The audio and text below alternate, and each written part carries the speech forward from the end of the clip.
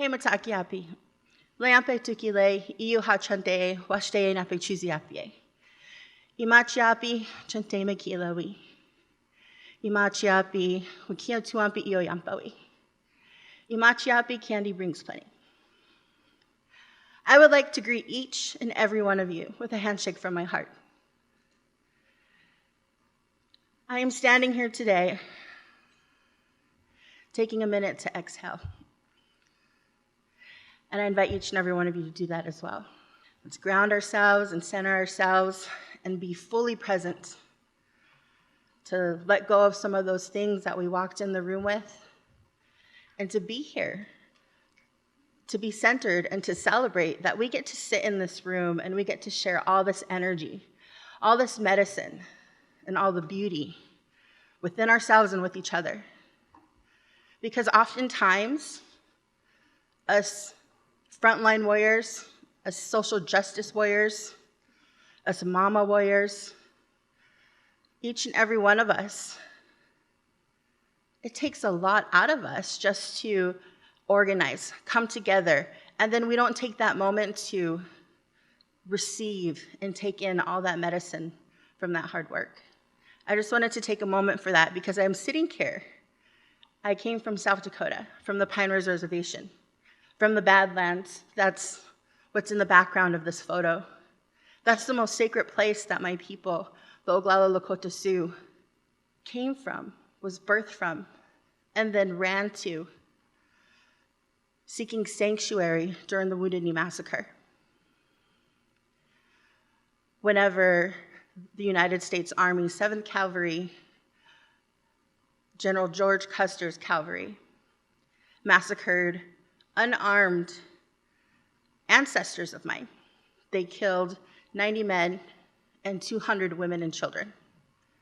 We ran to the Badlands, back to Unchimaka, Mother Earth. I'm standing here as a mother, as a queer Indigenous, two-spirit, cis Oglala Lakota Sioux, spiritual practitioner, and protector of the sacred. This is my first time being here in person. However, at the last Facing Race conference, I Skyped in during the opening ceremony, and I had no idea there was over 2,000 people on the other end of that screen. But I was at Standing Rock. I was Skyping in from the Two-Spirit Nation camp. And at that time, I had no idea how long I was going to be there. We had no idea how long it was going to take to be heard and to be seen. We had no idea what it was going to look like. We had no idea the psychological, the emotional, the physical, the spiritual, the energetic beatings that we were going to receive out there by our own US government under the Patriot Act, paid for by taxes from everyone in this room. I am a survivor of that Wounded Knee Massacre. On my mother's side, had my ancestor not survived and sought asylum in our sacred space in the Badlands, I wouldn't be here. My great-great-grandfather on my father's side, his name is Little Chief, and he earned the name Brings Plenty horses to his tribe. However, when he was colonized and given a social security number and forced into assimilation onto the prisoner of war camp 334, which I still reside on. So I flew here from a prisoner of war camp. I'm still living in a prisoner of war camp on the Pine Ridge Reservation. They cut his name from Brings Plenty horses to his tribe to Brings Plenty and gave him the first name Jackson. My ancestor's name is Jackson Brings Plenty. I now carry that last name. But he was also the whip man of Crazy Horse's band. And Crazy Horse is one of the most well-known resistance warriors throughout our history.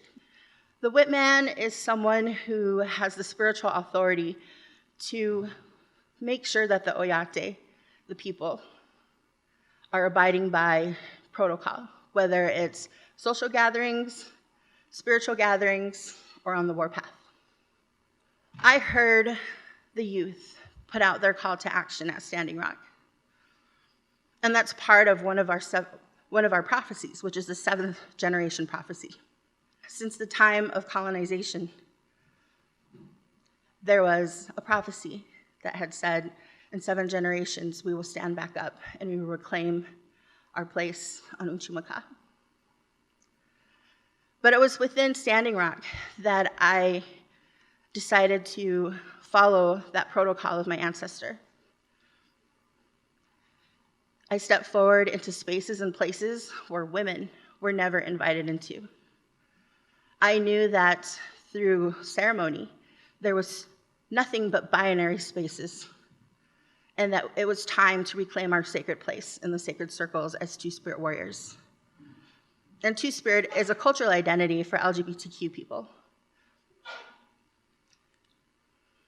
It was time to reclaim our place and to educate the Oyate, our people, our sacred circles, how to decolonize ceremonies, how to step forward and to stand on the front lines in the face of our oppressor with each and every one of our siblings so that we can take back what belongs to us. When we were out there at Standing Rock, I was there from September until the end, and I'm very thankful and grateful for each and every one of you who donated. I want to encourage each of you right now, if you have water, grab that water and hold it for a second.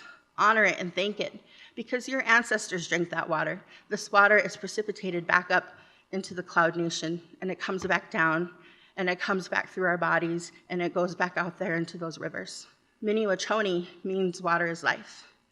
That water is not only just a messenger, a conductor of energy, it is medicine. And I continue to pray and stand on the front lines fighting for our water, whether it's here in Michigan, throughout Uchimaka, or even right on the reservation where we can't drink our water and the children can't swim because they'll get sores. Being at Standing Rock, I've seen how it was time to open doors, to talk about misogyny and patriarchy, to step forward and utilize the spiritual armor that I was gifted, which is my sacreds and my prayers, my medallion, which is a traditional piece of identity. You'll see a lot of folks, Indigenous people, and even in contemporary spaces, it is your identity. I decided to wear my heart on my chest. So when I was standing on the front lines in front of those militarized officers, they knew exactly who I was. They knew that I wasn't afraid to be Two-Spirit, that I wasn't afraid to call in other Two-Spirit water protectors, to be seen and heard and able to stand on the front lines as their full authentic self. I am so grateful also that we get to stand here and we get to continue fighting and we get to gather in a way that my ancestors weren't allowed to. It wasn't until 1976 that American Indians, Indigenous folks, my relatives, my parents, they couldn't pray. They couldn't go to ceremonies. We couldn't Sundance. We couldn't have sweat lodges publicly or legally until the American Indian movement. I want to tell a short little story, and it's about acknowledging that we are standing on the shoulders of my ancestors, on stolen lands built by stolen people.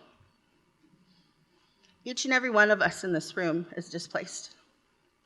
Our ancestors are displaced. The colonizer continued and continues to attempt to divide and conquer. Whether it was first contact in Africa or first contact here in Turtle Island. To come together and to put our medicine together, to complete that sacred circle is the way we're going to continue to fight for our freedom, to break our chains. And I talk about Turtle Island because we have our southern ancestors. We are one nation. There are no borders on Turtle Island. and no one is illegal on stolen lands. So I want to thank you for acknowledging the Anishinaabe, the Ojibwe, and the Potawatomi nations, because today, just by acknowledging the land that we're standing on right now, is freeing those ancestors, is freeing ourselves from that grip of the colonizer who attempted to assimilate us and take away our identities and take away our roots. So again, Wopi Latanka for having me up here from the depths of my heart to yours. I wanted to share just something real simple. When we was at Standing Rock, I started the Two-Spirit Nation encampment. There was a couple Two-Spirit camps, and that's the difference, is that I followed traditional protocol. I went to one of our most sacred ceremonies, and I offered a flesh offering. I asked the spirits to guide me because I knew that reclaiming those sacred places, that it might be dangerous.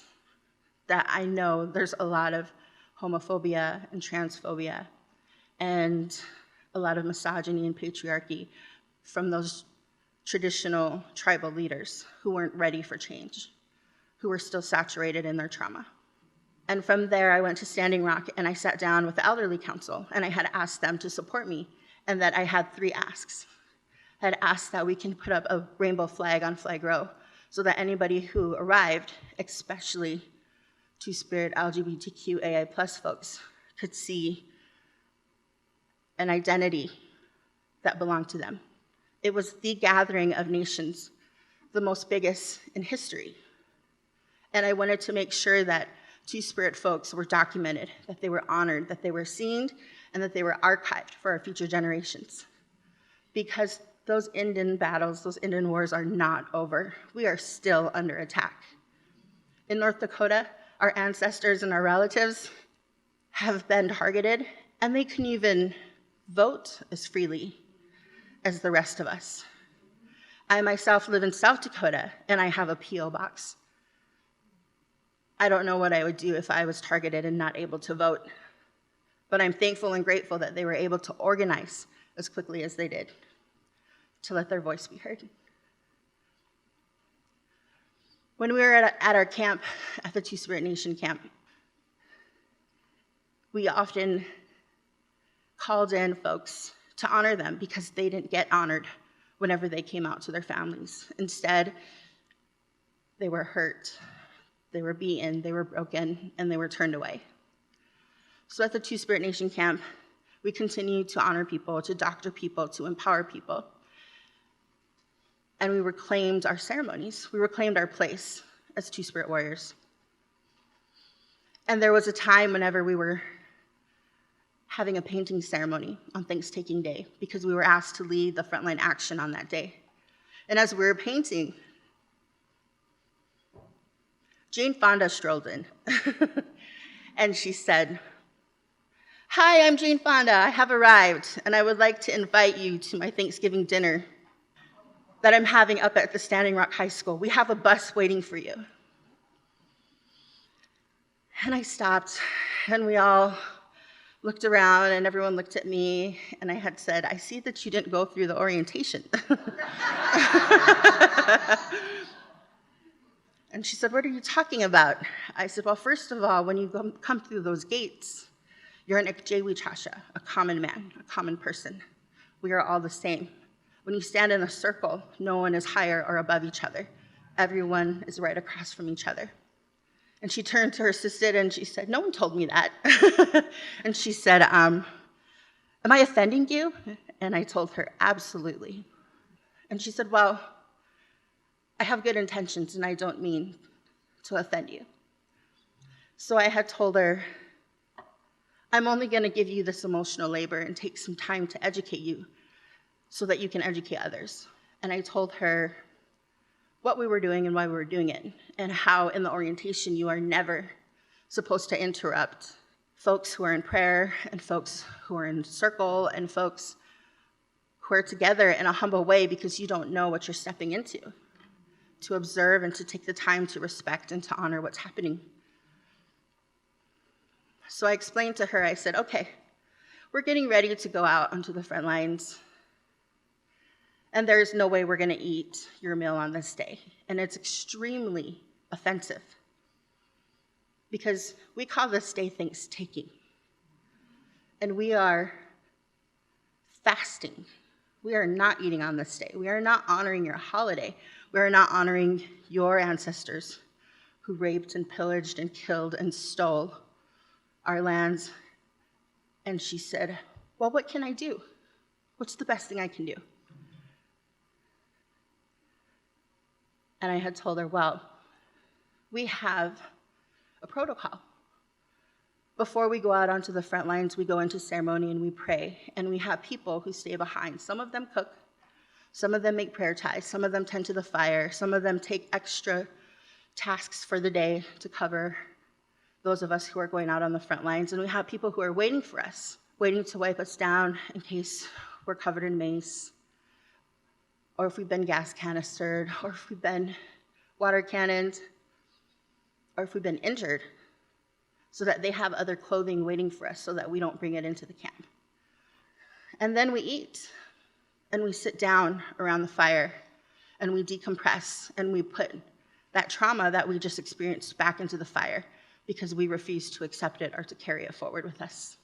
I told her, what you could do is you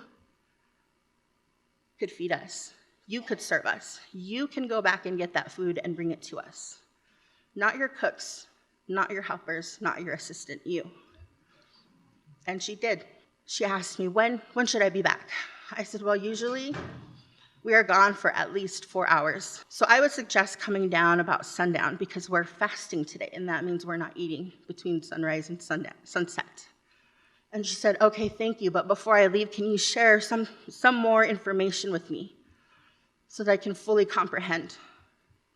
And I told her, you have to fully understand, you have to fully breathe and take it in, that all of your success was built on the shoulders of my ancestors. And as a good ally, you will take your success and allow an Indigenous leader to stand on your shoulders, to be seen and heard.